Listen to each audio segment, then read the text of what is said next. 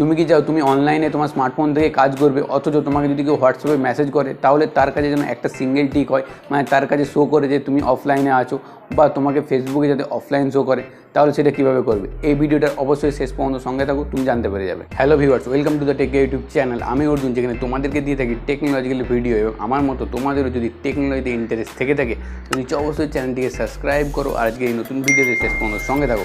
So let's get start.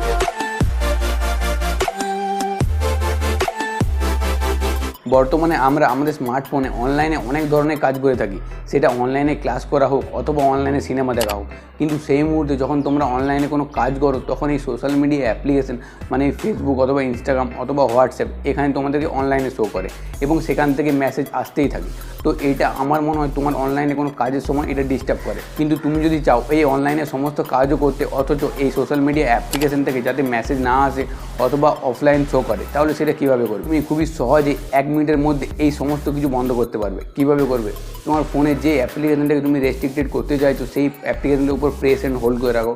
এরপর ওপরে একটা অ্যাপ ইনফো বলে একটা অপশান দেখতে পাবে, সেটার উপরে ট্যাপ করো। ট্যাপ করার পরে একদম নিচে যেখানে তুমি দেখতে পাবে একটা অপশান আছে, সেখানে তোমার কোন মোবাইল ডাটা ইউজ করবে অথবা ওয়াইফাই ইউজ করবে আর একটা ব্যাকগ্রাউন্ড ডাটা রেস্ট্রিকশন, এই 4টে অপশানকে একদম অফ করে দাও।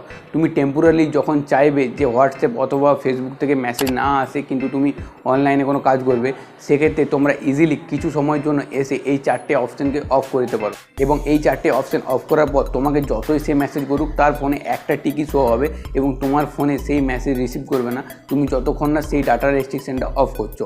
তো দেখলে কীভাবে আমরা খুব সহজে অনলাইনে কোনো কাজের সময় আমাদের এই সমস্ত সোশ্যাল মিডিয়া অ্যাপ্লিকেশনের ডাটা রেস্ট্রিক্টেড করে রাখতে পারি। তো এই ছোট্ট কিন্তু খুবই কাজের এই ইনফরমেশনটা তোমাদের কেমন লাগলো অবশ্যই নিচে কমেন্ট বক্সে জানিও। ভালো লাগলে চ্যানেলটা সাবস্ক্রাইব করে নিও এবং সমস্ত বন্ধুদের সাথে শেয়ার করে দিও। দেখা হবে এরকমই কোনো ইন্টারেস্টিং ভিডিওর সাথে পরের ভিডিওতে। Stay safe, stay happy.